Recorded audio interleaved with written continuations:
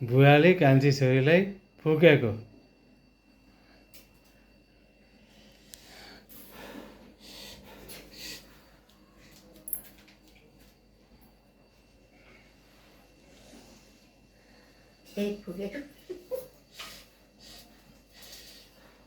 भएभरको चामल सबै भुइँभरि फ्याल्नु बुवा।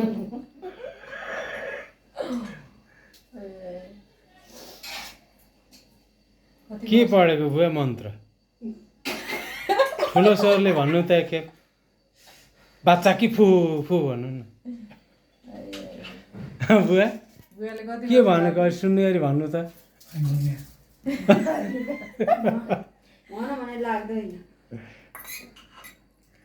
तिमीलाई मात्र किनकि कोही नभएको बेला अनि तिमीले मात्रै सोध न अनि भनिहाल्नुहुन्छ नि। हो सिक्न चाहिँ मिल्छ?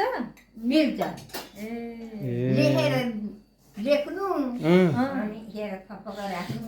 ल है दादा यसो कहिले काहीँ कहिले काम अप्ठ्यारो सप्ठ्यारो पर्दा अहिले त्यस्ता गरेमा टिकटकले है करै सिकाउँदैन।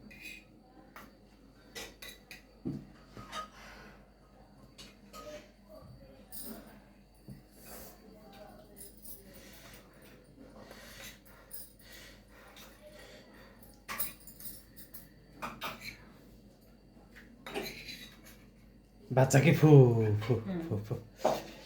बाच्चा कि फु फु। खानु